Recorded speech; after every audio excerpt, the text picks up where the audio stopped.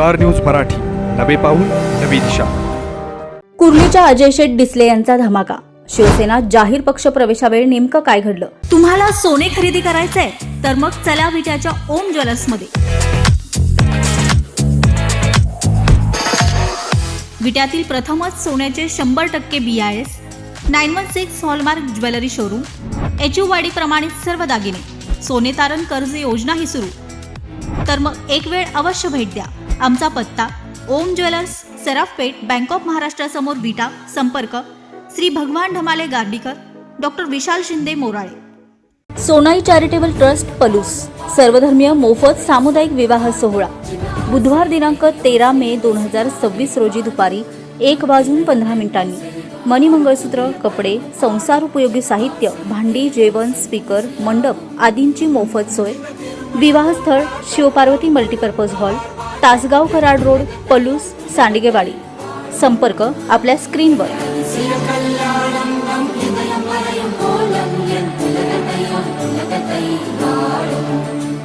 खानापूर तालुक्यातील कुर्ली येथील उद्योजक अजय शेठ डिसले यांनी शिवसेना पक्षात जाहीर पक्षप्रवेश केला. आमदार सुहास बाबर यांच्या प्रमुख उपस्थितीत हा पक्षप्रवेश सोहळा पार पडला. आता निवडणुका नसताना झालेला हा पक्षप्रवेश विकासाच्या भावनेतून झाला आहे असे मत आमदार सुहास बाबर यांनी यावेळी सांगून हा पक्षप्रवेश उपमुख्यमंत्री एकनाथ शिंदे यांच्या हस्ते किंवा एखाद्या मंत्र्यांच्या उपस्थितीत व्हावा अशी मनापासून इच्छा होती. मात्र राज्यातील विविध कामांमुळे वरिष्ठ नेते व्यस्त असल्याने ते शक्य झाले नाही. त्यामुळे या महिन्याच्या अखेरीस एकनाथ शिंदे यांच्या हस्ते त्यांचा सत्कार करून स्वागत करण्यात येणार आहे. निवडणुकीच्या तोंडावर अनेक पक्षप्रवेश होत असतात आणि त्यामागे अनेक राजकीय हेतू असतात. मात्र पुढील 3-4 वर्ष कोणतीही निवडणूक नसताना झालेला हा पक्षप्रवेश शुद्ध विचार, विकास आणि निष्ठेच्या भावनेतून झाला आहे असे सांगत उद्योजक अजय शेठ डिसले यांच्याबद्दल गौरव उद्गार काढलेत. यावेळी विटा नगरपालिकेचे उपनगराध्यक्ष अमोल बाबर, जिल्हाप्रमुख संजय विभूते, सभापती पृथ्वीराज पाटील, खानापूर पंचायत समितीच्या सभापती सुवर्णा भोसले, उपसभापती सुहास शिंदे, सांगली जिल्हा परिषद सदस्य शीतल बाबर, मनीषा बागल, हिम्मत जाधव, प्रताप शेठ डिसले, विद्या मोठे, सतीश शेठ साळुंखे, सरपंच सुप्रिया जाधव, उपसरपंच अश्विनी घाडगे, हनुमंत पिसाळ, सचिन शेठ पाटील, अजित शेठ पाटील, किरणदाजी पाटील, सूर्यकांत शेठ पाटील यांच्यासह नवनिर्वाचित पंचायत समिती सदस्य, विटा नगरपालिकेचे सर्व नगरसेवक, पदाधिकारी व कार्यकर्ते मोठ्या संख्येने उपस्थित होते. बघूयात यावेळी काय म्हणाले आमदार सुहास बाबर. सहजासहजी माणूस माझ्या शेजारी येणार नाही, लगेच म्हणणार लगा हे बदललाय, ह्याच्या डोक्यात हवा गेली. त्यामुळे मी 3 कुर्ते शिवले अजून चांगल्या कलरचे, पण घालच काय माझं धाडस झालं नाही. मी जीनची पॅन्ट ती पण डगडी आहे, बुटकट आहे, आणि शर्ट घातलाय त्याला सुद्धा कलर साहेब असा आहे. त्याला कारण आहे, मी जेव्हा हे घालून फिरतो त्यावेळेला माझ्या बरोबर माझ्यासाठी राबणारा माझा प्रत्येक सहकारी त्याला असं वाटतं की माझा मित्र आहे, मी त्याच्या खांद्यावरती वेळेला हात टाकतो, तर त्यालाही असं वाटतं की मी माझ्या वेळेला खांद्यावर हात टाकावा. एवढं जपण्याचं काम गेले अनेक वर्ष आमचं कुटुंब करतंय. त्यामुळं शेठ तुम्ही काळजी करू नका, जेव्हा तुम्ही माझ्या बरोबर येताय, मी तुम्हाला मगाशी पण सांगितलं, आमच्या पार्टीचं धोरण आहे राजकारण करायचं आहे ना. किती दिवस करायचं? 15 दिवस. ज्या दिवशी निवडणूक लागते आपण अर्ज भरला की ताकदीने निवडणूक करायची, त्यावेळेला खरं राजकारण करायचं. निकाल लागल्यानंतर आपला कोणीही शत्रू नाही, प्रत्येक जण आपल्यावर आला पाहिजे. आज संजय बापूंनी कंपनीनं सांगितलं की तुम्ही विधानसभेला घेतला असता, विधानसभेला बापू मला असं शिवाय द्यायचं, चढीत एका चढीत बापू माझ्याला भाषण करत होतं. बापूंना शंका होती की बापू पार्टीत आल्यानंतर बापूंना जिल्हा प्रमुख करणार का, बापू होती नाही शंका. पण मी त्यांना शब्द दिला, म्हणजे बापू मला काही करायला लागलं चालेल, तुम्ही आमच्या बरोबर या, मी तुम्हाला जिल्हा प्रमुख करायची जबाबदारी माझी. मी भांडून फार संघर्ष करायला लागला आम्हाला, पण आम्ही बापूंना त्यांचा शब्द पाळला. संजय मूर्ते विधानसभेला माझ्या बरोबर होते, सगळ्यात जास्त संघर्ष माझा आणि त्यांचा झाला राजकारणामध्ये. पण आम्ही विधानसभेच्या निवडणुकीनंतर आम्ही बरोबर येण्याचा प्रयत्न केला. हरिभाऊ फार तुमचाच माझा संघर्ष कधीच नव्हता, पण विचार वेगळे होते आपले. पण त्याच्यानंतर सुद्धा आपण बरोबर येण्याचा निर्णय केला. याचा कारण एवढंच आहे की माझा स्वार्थ असा आहे की जर सगळी मंडळी बरोबर आली तर सुहास बाबरला काम करताना तेवढी ताकद मिळेल आणि या मतदारसंघामध्ये काम करण्याचं स्वप्न घेऊन काम करत असताना मला प्रचंड काम करता येईल. बापूंनी सांगितलं, बापू 20-25 कोटीचा आकडा फक्त कुर्लीच आहे, पण त्याच्यापेक्षा समाधान कुठला. मी ज्याला पंचायत समितीला उपसभापती म्हणून काम करत होतो त्याला प्रचंड दुष्काळ होता आणि त्यावेळेला कामधेनू ग्रामदत्तक नावाची एक योजना होती. सभापती तुम्हाला माहित असलं पाहिजे. ती योजना अशी होती की त्या प्रत्येक गावासाठी दुधाळ जनावर आहेत, त्या दुधाळ जनावरांची व्यवस्था करण्यासाठी अनेक योजना त्याच्यामध्ये समाविष्ट केल्या होत्या. ज्याला प्रचंड दुष्काळ होता, आता उद्धव बापू कुठे बसलेत आठवत आहे का नाही, काय चारा डेपो त्यावेळेला चालू होता आपल्या इथे आणि छावणी चालू होती आणि त्या छावणीवरती जिल्ह्यामध्ये पहिल्यांदा कामधेनू ग्रामदत्तक योजना राबली. ज्या वेळेला जिल्ह्याच्या अर्ध्या भागामध्ये सगळी माणसं जनावर विकत होती, त्याला कुर्लीमध्ये दुधाचं उत्पन्न वाढवून देणारं आपण काम त्यावेळेला केलं होतं. ते दुःख मी बघितले. माणसानं प्यायला पाणी नव्हतं, जनावरांना प्यायला पाणी नव्हतं. कदाचित तुम्ही आता विसरलं असाल, मी काय विसरत नाही, मला उद्याची काळजी आहे. उद्या पाऊस कमी काळ असं सगळीकडे सांगतात म्हणून त्याची मला भीती आहे. मी ती आठवण परत करून द्यायला. पृथ्वीराज भाई, आज काय परिस्थिती तुम्हाला माहित आहे का? ज्या गावामध्ये एक ऊसाचं कांडे पिकत नव्हतं, सोसायटीमध्ये आहे का कोण, किती आहेत, किती रक्कम जमा झाली ऊसाची? 25 कोटी रुपये ऊसाची सोसायटीचे जमा झालेत कुर्लीला. आणि किमया कोण करू शकलं तर आज व्यक्ती हयात नाही, पण ज्या अनिल भाऊनी अख्खं आयुष्य आपलं यासाठी व्यतीत करायचा प्रयत्न केला, प्रत्येक क्षण त्या भागामध्ये पाणी आलं पाहिजे ही भूमिका घेऊन काम करण्याचा प्रयत्न केला, त्यांच्यामुळं हे पाणी येऊ शकलं. आज कुर्लीमध्ये 25 कोटीचं उत्पन्न फक्त तुम्हाला ऊसात सांगतोय आम्ही, तुम्हाला परत आम्ही दुधाचं, तरकारी, द्राक्षे ह्यात तुम्हाला काही सांगत नाही. म्हणजे इतका प्रचंड बदल ह्या मतदारसंघातला माणूस उभा केला पाहिजे. की माणूस उभा करण्याचं काम गेल्या 40 वर्षामध्ये आपल्या पार्टीनं अनिल भाऊनी केलं, म्हणून त्याचं रूप आज सुहास बाबरच्या माध्यमातून तुम्हाला सगळ्यांना बघायला मिळतं. आता 20 कोटीची कामं केली, सगळं झालं. आता गाडगेगावची सगळी माणसं आहेत, आमच्या अण्णा बसलीत का, अण्णा कोपऱ्यात बसलीत, त्यांना बाकी काय इंटरेस्ट नाही. तू काय सांगतोयस ते गाडगेगावला कधी काम देतोय सांग, आलेत का सगळी चट मंडळी? आता 6व्या टप्प्याचं काम चालू आहे. आमचं पहिली प्रायोरिटी आहे. काही झालं तर या गाडगे गावाला पाणी 6व्या टप्प्यातनं लवकरात लवकर, म्हणजे पुढच्या उन्हाळ्यात तुम्हाला पाण्याशिवाय जाऊ नये ही व्यवस्था आमची करायची त्या ठिकाणी चालू आहे. ते आल्यानंतर हे 25 कोटीचं 50 कोटी करण्याची ताकद ह्या लोकांच्या मध्ये, म्हणजे इतकी सक्षम लोक आहेत कुर्लीची. आणि म्हणून ही लोक बरोबर असणं खूप महत्वाचं. आज तुमचं स्वागत आहे, कारण त्याला एक कारण आहे, शेवट्याच आहे. हे सगळं करत असताना म्हणजे माझ्या पाठीमागं प्रचंड अडचणी आहेत. काम करत असताना 150 पेक्षा जास्त गाव आहेत माझ्या मतदारसंघामध्ये. कुणाला मी, पण माझा प्रयत्न आहे की प्रत्येक गावामध्ये आपलं काम झालं पाहिजे. आज तुम्ही कुर्लीला येत असताना पूर्वी जरा स्टार्ट होता बघा, 3.5 मीटर होता. अनिल भाऊनी तो 5 मिनिटाचा केला, परत अनिल भाऊनी 7.5 मिनिटाचा केला. आत्ताच चांगला झाला तर तो मी उकळून टाकलाय बघा सगळ्या. मला माणसं म्हणायचे आत्ता गेल्यानं परत उकरायला चालू केला. म्हणलं आता असा करतोय की जोपर्यंत 20 वर्ष आपण सगळे तोपर्यंत रस्त्याला खड्डा पडला नाही पाहिजे अशी व्यवस्था करायची चालली. कुर्लीला जाणारे सगळे रस्ते पहिले 3 मीटरचे होते, आपण 5.5 मीटरला एमडारी कन्वर्ट करून आज खिंडीपासून आपला कुर्ली जाणार असू द्या, चिंचणीला जाणार असू द्या, परत पाऱ्यावर येणार असू द्या, 2 छोटी पुलं त्या ठिकाणी साखर बांधून आपण केली. हे सगळं करत असताना तुम्हाला आणि परत अपेक्षित आहे. हे मला बोलायला धाडस झालं नाही आपल्या लोकांचं, पण शेवटी माणसं हुशार आहेत. मला माहिती आहे ना, ज्या वेळेला कार्यक्रम असतो त्याला हळूच सांगतात 20 कोटीचं झालंय पण एवढं पाहिजे. मग त्यांनी मला लगेच पाठवलं. आता गाडगेबासाठी अण्णा अजून तुम्हाला सांगायचं राहिलं, आपल्या विटळून येणाऱ्या पहिल्या फाट्यापासून त्या राठोड्यांच्या मंदिरापासून रस्ता तुमचा MMGS मध्ये धरलाय आपण रस्ता. तुमची बऱ्याच दिवसाची ती कामाची मागणी होती, कुर्ली ते पेरापर्यंत रस्ता एक करायचा आहे. ती अनेक दिवसाची मागणी आहे. शिवस्मारक बांधायचं माझ्या काय अजून कल्पना माझ्यात अजून आलेलं नाही माझ्यापर्यंत. तुम्ही सांगितले का? मनानच सांगितले. हा, सरपंचांना विचारले, सरपंच इकडे बसले तर मिस्टर सांगतोय असाच करायचा. ती त्यांना आधी विचारा, त्यांना ठराव घ्यायला हवा. आणि मला माहित नाही, पण त्यासाठी आपण निश्चितपणे एकत्र बसू. पण काम करण्याची धमक त्या मतदारसंघामध्ये आम्ही एकत्रितपणे करतोय. तुम्हाला माझा शब्द आहे की तुम्हाला जे अपेक्षित काम आहे, तुम्ही ज्या इच्छेनं, ज्या तळमळीनं तुम्ही आमच्याबरोबर येण्याचा प्रयत्न केलाय, तुम्हाला व्यासपीठावरनं माझा शब्द आहे की तुम्हाला व्यक्तिगत असेल, सामाजिक असेल, तुम्ही तुमच्या गावचं काम सांगा, मतदारसंघातलं काम सांगा, कुठलंही काम सांगा, ते पूर्ण करून देण्याची जबाबदारी सुहासबाबांची राहील. त्यात कुठे कमी पडणार नाही. कारण शेवटी असं आहे, गलाई व्यावसायिकांना आमच्या कुटुंबाचं एक वेगळं नातं आहे.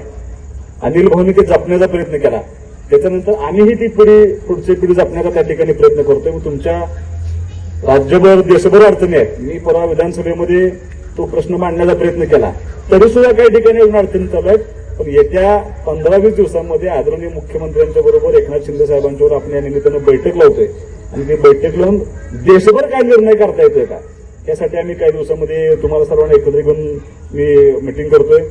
आज काही लोकांची आठवण मात्र मला या निमित्ताने येते. कारण कुर्लीमध्ये अनेकदा आलोय, नारळ फोडून गेलोय, सभा, आणि ती पण एवढ्या मोठ्या प्रमाणात सभा करण्याचं बऱ्याच दिवसानंतर आपल्याला प्रसंग आला, बरोबर ना. त्यामुळे आज शहाजी आप्पा असायला पाहिजेत, माझी मनोमन इच्छा आहे. कारण सचिन शेट्टना कदाचित माहित आहे ना, पण ते जेव्हा व्हेंटिलेटरवरती होते त्यावेळेला सुद्धा माझ्यावर व्हिडिओ कॉलवरती ते बोलले होते, ते व्हेंटिलेटरवरती असताना. आणि मी आयुष्यात होतं भाषण करताना, आणि 2दा पाणी पिले. ते तसं नाही. समीरने ह्यापूर्वी अनेकदा भाषण केलं. समीरच्या भावना खूप वेगळ्या होत्या आज भाषण करताना, म्हणून समीर तशी अवस्था होती. आणि समीरने भाषणामध्ये ते सांगितलं की आमदार साहेब, तुमचं आमच्यावरती लक्ष असलं पाहिजे. त्याला कारण असं आहे, तुम्हाला क्लासमेट आहे. म्हणजे किती लोकांना माहित नाही, आम्ही दोघं पण वकील आहे. आणि आमच्या दोघांची मैत्रीची सुरुवात ही क्रिकेट पासून झालेली आहे. त्यावेळेला विटा शहर विरुद्ध ग्रामीण अशा स्पर्धा असायच्या, आणि समीर ग्रामीणचा कॅप्टन असायचा आणि मी शहराचं कॅप्टन असायचा. त्यामुळं अत्यंत जुनी मैत्री असल्यामुळे त्यानं कदाचित आता पहिल्यांदा असं झालं की ते आवाजावर समीर बोलायचा प्रयत्न करत होतो, त्यामुळे ते जाण कापत होते. त्यामुळे तशी काय अवस्था नाही, पण त्याच्या भावना खूप वेगळ्या होत्या. आज अजय शेठ सारखा माणूस आपल्याबरोबर एकत्रितपणे येतोय, आणि हे आणण्यापाठीमागं खरं ज्यांचा हात आहे ते आता डॉक्टर साहेबांचं मी नामोल्लेख करतो, पण खरा मला यापूर्वी 2दा ज्या व्यक्तीचा फोन आला, ते आदरणीय खतगावकर साहेबांचा मला फोन आला की आमचे पाहुणे आपल्याबरोबर आले पाहिजेत. मला आम्ही गेले अनेक दिवस वाट बघतोय, तुम्हीच पाहुण्यांना सल्ला द्या. कदाचित तुमचा सल्ला ऐकून पाहुणे आमच्यावर येतील, आणि त्यांनी दोघांची चर्चा झाली, आणि तुम्ही आज आमच्यावर येताय. दादानं मनोगत व्यक्त करताना एक महत्वाची गोष्ट सांगितली. आता खरं मी तुमच्या सगळ्यांचं नावं घेतली पाहिजेत, कारण उजवी बाजू जर माझी बघितली तर पहिल्या लाईनपासून शेवटच्या लाईनपर्यंत सगळ्यांची नावं घेतली पाहिजे अशी म्हणजे या ठिकाणी उपस्थित आहेत. पण आता नाना दादांकडे गला व्यवसाय मागितलं, नानाने हाऊस करण्याच्या आहे जोरात वाजल्यावर. तात्यांकडे माझं लक्ष होतं, यशवंतदादांकडे माझं लक्ष होतं, पण आता परत सचिन शेट समोर बसले, नावं घ्यायची कोणाची आणि ठेवायची कोणाची. त्यामुळं समोर बसलेले कुर्ली आणि पंचक्रोशीतले सगळे माझे ज्येष्ठ मार्गदर्शक, सगळे माझे युवक सहकारी, आणि सगळ्यात जास्त कौतुक केलं पाहिजे ते सगळ्या माझ्या माता भगिनी या कार्यक्रमासाठी उपस्थित आहेत. अजय शेठ दादांनी मनोगतामध्ये एक गोष्ट अत्यंत महत्वाची सांगितली.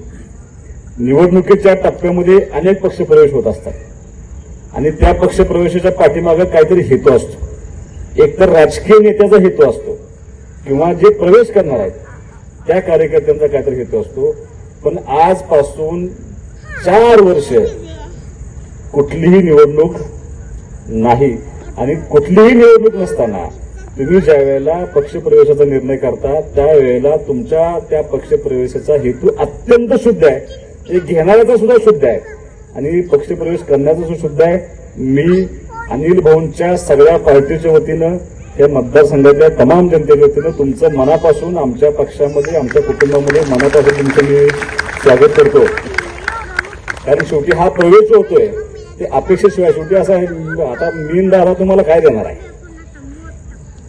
म्हणजे फार काय तर आम्ही एखादं पद देऊ.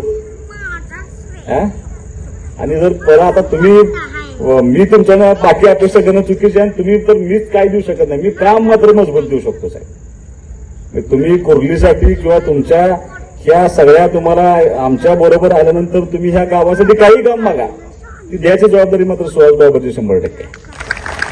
ती जबाबदारी मात्र मी अत्यंत प्रामाणिकपणे पूर्ण करणार. कारण आज जे तुम्ही येत आहे ती विचाराचं पायी खून आपण दोघं एकत्र येण्याचा निर्णय करतोय. आणि मला आनंद आहे की माझ्या राजकीय आयुष्यामध्ये तुमच्यासारख्या व्यक्ती माझ्याबरोबर इथून पुढच्या प्रवासामध्ये असाव्यात, ह्याच्यासारखा दुसरा आनंदाचा महत्वाचा क्षण माझ्या आयुष्यामध्ये फारसा परत येणार नाही. त्यामुळे मी मनापासून तुमचं या निमित्तानं स्वागत करतोय.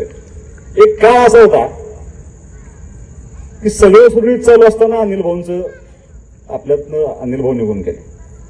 ज्या दिवशी भाऊ निघून गेले त्याच्यानंतर एक 4-5 दिवसात अशी परिस्थिती निर्माण झाली होती किंवा जे गेले अनेक वर्ष राजकीय शत्रू आहेत त्या शत्रूने असं वातावरण तयार करायचा प्रयत्न केला त्यात काही राहत नाही या पार्टीमध्ये. ती पार्टी उद्ध्वस्त होऊन जाईल.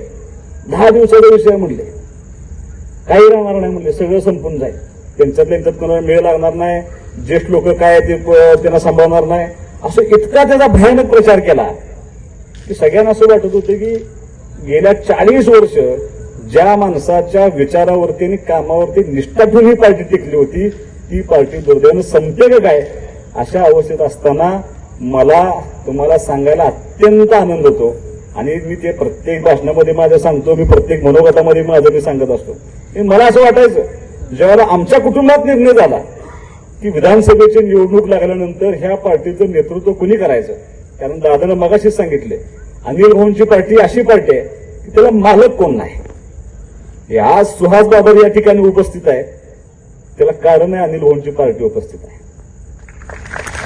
आज एवढे सगळे जे झेडपीचे सदस्य, पंचायत समिती सदस्य, सभापती या ठिकाणी उपस्थित आहेत ते त्यांच्या जीवावर निवडून नाही आले, ते पार्टीच्या जीवावरती निवडून आले. आज एवढे नगरसेवक या ठिकाणी उपस्थित आहेत ते सगळे नगरसेवक निवडून आले ते अनिल भाऊंच्या वरती प्रेम करणारे, त्यांच्यावरती निष्ठा ठेवून गेली 40 वर्ष सांभाळणारे कार्यकर्ते आहेत. त्यांच्या जीवावरती पृथ्वी भाई आपण आज सुहास बाबूचा त्यातलाच एक कार्यकर्ता. सुहास बाबूच्या पाठीमागे अजून 5 वर्षानंतर ह्या माणसाने जर हात काढला तर 100 मतं सुद्धा पडायची अडचण निर्माण होती. आणि हे भान ठेवून काम करणारे आम्ही सगळे कार्यकर्ते आहोत. त्यामुळे आमच्या दृष्टीनं महत्वाचं काय तर पार्टी आहे. आणि जेव्हा सगळ्यांना असं वाटत होतं की संपली पार्टी, त्यावेळेला या मतदारसंघातल्या कार्यकर्त्यांनी इतिहास घडवला. आणि मला असं वाटायचं की मैं अकेला ही चलता था, लोक साथ आते गए और कारवा बनता गया. कारवा एवढा बनला की आज ताब्यात कुणाला ह्या मतदारसंघामध्ये एवढं प्रचंड मताधिक्य मिळालं नव्हतं, एवढी मतं मिळाली नव्हती. एवढं मताधिक्य अनिल भाऊंच्या आशीर्वादानं, तुमच्या सगळ्यांच्या सहकार्यानं, तुमच्या सगळ्यांच्या कष्टामुळे त्या सुहास बाबूला मिळालं. माझ्याकडे बघण्याचा दृष्टिकोन साहेब राज्यामध्ये बदलला. मी अनेकदा सांगत आलोय त्याला सकारण आहे. मी तुम्हाला गमतीचा भाग म्हणून सांगतो, कारण आमच्या पृथ्वीराज भाईंच्या भावाचं लग्न झालं आणि मला आता पृथ्वीराज भाईंच्या पेक्षा त्यांच्या वडिलांचं माझं फार जवळचं नातं आहे. आदल्या दिवशी हळदी होत्या. त्या हळदीच्या दिवशी फार कमी लोकांना माहित आहे, पण अध्यक्ष माझ्या गळ्यात पण रडले. कधी रडले? ज्याला मी तिथनं बाहेर पडलो आणि सहज तुमच्या मम्मी म्हणल्या की भाऊ आणि काकी असायला पाहिजे, आणि त्यांना ते राहवलं नाही. आणि अध्यक्ष माझ्या गळ्यात पण रडले आणि त्यांनी सांगितले की आज भाऊ असायला पाहिजे. तुम्हाला पटणार नाही, मी त्या दिवशी रात्री आल्यानंतर कुर्ता शिवला लागणार. मी टेलरला बोलवलं. आता अनिल भाऊ म्हणून मी जाऊ शकत नाही, पण ज्या पोशाखात अनिल भाऊ आले असते त्या पोशाखात जरी गेलो तरी अध्यक्षांना बरं वाटत म्हणून मी रात्रभर बसून कुर्ता शिवायला लावला आणि पांढरे कपडे घालून त्या कुर्ता घालून त्या कार्यक्रमाला गेलो. तुम्हाला फारसं कोणाला वाटलं नाही, पण अध्यक्षांनी लगेच ओळख एक नंबर दिसतंय म्हणले. मला म्हणले असली 50 शिवाय मी पैसे देतो, पण असले घालायला चालू करा म्हणजे. तुम्ही ती जीन्सची पॅन्ट शर्ट घालताय ना म्हणजे. आज सुद्धा बघा व्यासपीठावर माझ्या जांगावर पांढरा नाही. तुम्ही कुठे पदावर आहे? तुम्ही पक्षाच्या पदावर आहे. पक्षाचा पदाधिकारी म्हणजे निव्वळ हमाली बाबा.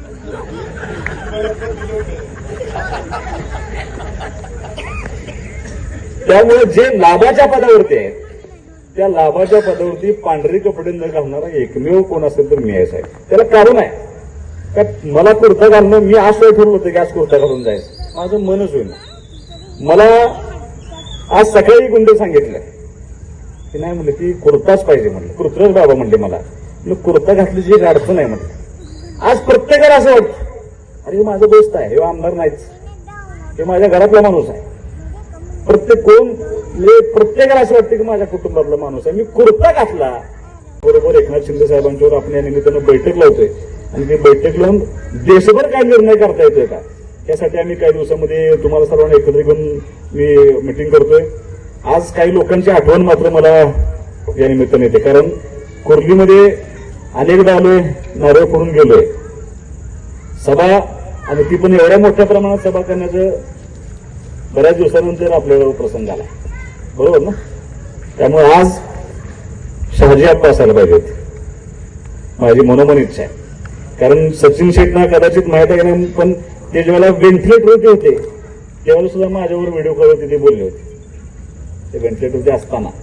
आणि मी आयुष्यात अशा लोकांना कधी विसरू शकत नाही की जे माझ्या वडिलांच्या बरोबर आणि त्यांच्या पश्चात सुद्धा माझ्या त्यांनी राहण्याचा प्रयत्न केला. विलास शेठ चुकू पाठवून येते, डोंगरान शेठ असायला पाहिजे होते, रघुनाथ तात्या असायला पाहिजे, भोजलिंग शेठ असायला पाहिजे होते. जर सगळी मंडळी असतील तर कदाचित आज त्यांना आनंद झाला असता की गाव कुठेतरी एक व्हायला लागले. आणि ज्या गावानं टोकाचा संघर्ष बघितलाय त्या गावामध्ये आज एका विचारानं सगळी लोक एकत्र येऊन काम करण्याचा प्रयत्न करतायत. त्यामुळं ते असते कदाचित, मला माहित नाही, माझा पुनर्जीवनावर विश्वास नाही, पण असं म्हणतात की चांगले आत्मा लवकर त्या ठिकाणी जातात, स्वर्गात असतात. जर त्यांना कळत असेल, त्यांनी जर ही सगळं बघितलं हे रूप, तर निश्चितपणे त्यांच्या आत्म्याला कुठेतरी शांती मिळेल की जे स्वप्न त्यांनी अनेक वर्ष बघितलंय ते स्वप्न आज या निमित्तानं सत्यात उतरते. त्यामुळे निश्चिंत राहा ही प्रत्येक गोष्ट करून देणे, कारण आमचा स्वभाव असा आहे, थोडं राजकारणामध्ये गेंड्याच्या कातडीची माणसं असावं लागतात. आमचं थोडं उलट आहे पृथ्वीराज भैया, संवेदनशील माणसं राजकारणामध्ये फार कमी असतात. मी ज्या नेत्याचं नेतृत्व मानतो तो माणूस संवेदनशील आहे, आणि कदाचित अनिल भाऊ सुद्धा प्रचंड संवेदनशील होते. त्यामुळे माझ्याही मनामध्ये तसं झालं असेल. आणि आमचा स्वभाव आहे, म्हणजे कुणाला नावं ठेवतो असं नाही, पण रोज सकाळी 8 ते 12 किमान 200 ते 250 माणसं मला भेटतात. हर तऱ्हेची माणसं असतात. कोण मोठं काम सांगतं, कोण लहान काम सांगतं, कोण घरगुती अडचण सांगतं, कोण वाटण्या करून द्या म्हणून सांगतं, कोण नवरा बायकोचं मिटवून द्या म्हणून सांगतं पृथ्वीराज भैया, कोण गटर साफ करा म्हणून सांगतं. आणि मी सगळ्याच कामं करून देण्याचा प्रयत्न करतो. मला माझा फोन दिवसात 350 फोन होतात, कारण आम्ही मोजले सुवासनाला. मी सगळे फोन उचलायचा प्रयत्न करतो. आता भाषण चालू असताना जेवढे फोन आले होते तिथनं बाहेर पडले की मी सगळ्यांना परत फोन करतो. शक्यतो असा प्रयत्न करतो की आपल्याकडनं फोन मी स्वतः कामा नाही. शेठ पटणार नाही तुम्हाला, पण मला असे फोन येतात, 10 असले झाले तू काय करतोस, आणि मी त्यांना उत्तर देतो. मी फक्त, मला एका आजींचा फोन आला, अरे 10 झाले तू काय करतोस म्हणलं, गाव कुठला सांगा फक्त, म्हणलं चिखलवाड, तुम्हाला म्हणलं 5 मिनिटात फोन करतो. ग्रामसेवकाला फोन केला, अरे म्हणलं गटर साफ केलेला दिसत नाही, मला उद्या सकाळपर्यंत गटर साफ करून फोटो पाठवायचे. आणि ग्रामसेवकाने गटर साफ करून मला फोटो पाठवले.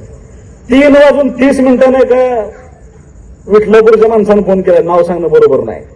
मी उचललं रात्री 3:29, सकाळ दुपारच नव्हे. 3:30 वाजता फोन केला, मी उचलला. आयला म्हणलं हे एमएससीबी लय मध्ये हो. आयला म्हणलं खरं आहे, पण मी जागा एकटा म्हणलं, ती झोपली असतील ना म्हणलं. आता रात्री फोन केला, त्याला फोन कसा करायचा तुला म्हणू नको म्हणून. ट्रान्सफॉर्मर गेला, कोण एमएससीबीत जात नाही. माझ्याकडे गटर साफ करायचं आहे, पाणी पाहिजे, काय पाहिजे त्याला. पण मी असा प्रयत्न करतो की तेवढ्याच संवेदनशीलतेनं काम करण्याचा प्रयत्न करतो. राजकारणामध्ये किती पदं तुम्हाला मिळाली याच्यापेक्षा सुद्धा तुम्ही किती लोकांचा उपयोगी पडलाय हे राजकारणात खूप महत्वाचं असतं. मी अनेकदा सांगत असतो, मी वैद्यकीय मदत केली. आजचं एक उदाहरण आहे, त्या मुलीचं म्हटले तुमची इच्छा असेल तर नाव सांगतो. बरोबर 4 महिन्यापूर्वी मला फोन आला. कदाचित जर इथं कोण बामणीच असेल तर त्यांच्या लक्षात येईल, बामणीचं कोण आहे. हा, तुम्ही आलाय, अभिजित बाहेर आहेत.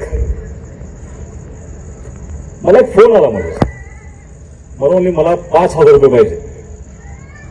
म्हणलं कशासाठी? तर मी अडचणीत आहे. मग तुझं नाव सांग. तिने मला नाव सांगितलं. आता वाईट वाटून घेऊ नका, पण आज मी ज्याला 200 माणसं मला भेटायला येतात त्यातलं एक तरी कुटुंब असं असतं की ते सांगतात की आमची मुलगी पळून गेली, आम्हाला पोलीस स्टेशनला मदत करा. तर मी त्या काळजीपट्टी तिला विचारलं की तुला अडचण काय? नाही म्हणजे मी भरतीला उतरले. तरी माझा विश्वास बसेना. मी गावात फोन केला. म्हणजे अमुक अमुक नावाची मुलगी, तिने मला फोन केला की मला 5,000 रुपये द्या, माझ्या अडचणीत मी भरतीला गेले. म्हणले गेले असेल, म्हणली मुलगी चांगली आहे. मी तिला 5,000 रुपये पाठवून दिले. माझ्या ध्यानीमनी पण नाही. तिने मला आज सकाळी 8:30ला फोन केला. तुम्हाला आठवत नसेल म्हणले तुम्ही मला 5,000 रुपये दिले होते. हो म्हणलं काय नाही म्हणली, लिस्ट लागली आणि मी भरती झाली, तुम्हाला पहिला फोन केलाय म्हणून. मी अजून आई वडिलांना फोन केला नाही म्हणून. मी पोलीस म्हणून भरती झाली, मी तुम्हाला फोन केला. तो सगळ्यात जास्त आनंद आहे. काल बेंगाडूमध्ये गेलो. 3 वर्षापूर्वी भाऊ असताना एक मुलगा यायचा आणि त्या मुलाचं पायाचा प्रॉब्लेम होता. रागात मी त्यांना तुम्हाला काय पाहिजे म्हणलं. सारखं तुम्ही येत आहे म्हणले मला 15,000 रुपये ह्याचं मुलाचं स्कॅनिंग करायचं. मी दिले 15,000 रुपये. स्कॅनिंगला गेला आणि त्याला कळलं काय आजार आहे. 3 वर्ष त्याला औषधावर जगवला. 3 वर्षानंतर त्या मुलाला परत त्रास झाला. बापू त्या मुलाचे दोन्ही हे रिप्लेस करायला सांगितले. 6 लाख रुपये खर्च सांगितला. 6 लाख सुहास बाबर सुद्धा देऊ शकत नाही, कारण आपण काही खात नाही, त्यामुळे द्यास कुठं नाही. मग शेवटी अशा अडचणीच्या वेळेला परत आमच्या डोळ्यापुढे एकच माणूस येतो, त्याचं नाव आहे एकनाथ शिंदे. त्यांनी त्यांच्या आईच्या नावाने एक हॉस्पिटल चालू केलं, गंगूबाई शिंदे हॉस्पिटल म्हणून. तिथल्या डॉक्टरनं फोन केला. म्हणलं माझा पेशंट आहे, पाठवतो, त्याचं हिप रिप्लेसमेंट करायला लागतं. त्यांनी म्हणलं पाठवून द्या. पाठवलं पेशंट. त्यांनी त्याला ब्लड भरलं आणि त्याला सांगितलं 2 महिन्याने या. त्या पोराचा वाढला मला फोन. अहो 2 महिन्यानं बोललेत म्हणले बाहेर या जायचं पैसे आमच्याकडे. मला ते पेरलं नाही. त्या डॉक्टरने मी फोन केला, जरा बडबडलो. त्याला सांगताना मी असं सांगितलं की मी आमदार सुहास बाबर बोलते की काय बरोबर नाही, मी पेशंट पाठवलं तुम्ही सांगितलं म्हणून, तुम्ही उपचार करत नसला तर मी शिंदे साहेबांना सांगतो म्हणलं. तो डॉक्टर पळत गेला त्या पेशंटकडे आणि त्यांनी सांगितलं कि आप किसी भी मिनिस्टर को फोन मत कीजिए, मैं आपको कल सुबह ऑपरेशन कर देता हूं. तो मला मिनिस्टर समजत होता.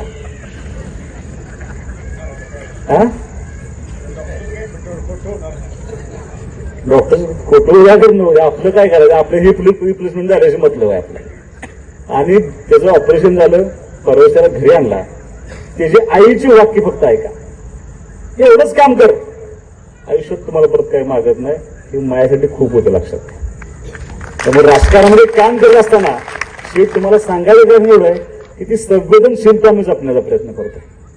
आणि ज्या वेळेला एवढ्या मोठ्या व्यासपीठावर मी तुम्हाला एखादा शब्द देत असतो, कारण आता पूर्वीची गोष्ट वेगळी होती. पूर्वी काय पण बोलायचं निघून जायचं अडचण नव्हती. आता बघा किती कॅमेरा चालू आहे आणि डिजिटल फुटप्रिंट कधीही संपत नाही. 2013 साली जे भाषण केलं होतं लोकसभेला ते आत्ता निघतंय. त्यामुळं या सगळ्यांच्या साक्षीनं डिजिटल मीडिया साक्षीनं तुम्हाला सांगतो तेवढ्या संवेदनशीलतेनं काम करण्याचा प्रयत्न आम्ही सगळे करत असतो. तुम्ही बरोबर आल्यानंतर तुम्हाला अपेक्षित काम करण्याची जबाबदारी सुहास बाबर 100% पूर्ण करेल. कारण मला ह्याचं भान आहे की कुटुंब अडचण आल्यानंतर 78,000 मताच्या मताधिक्याने ह्या लोकांनी मला निवडून दिले. माझ्या कार्यकाळातला एक ना एक क्षण या लोकांसाठी व्यतीत व्हावा हा माझा प्रयत्न असतो.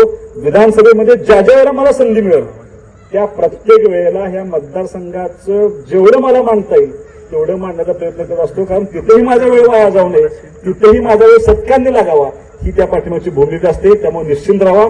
तुमचं आणि माझं सत्कार करताना मी तुम्हाला सांगितले, मला राजकीय संबंध जपण्यापेक्षा मला कौटुंबिक संबंध जपण्यामध्ये आवडतात.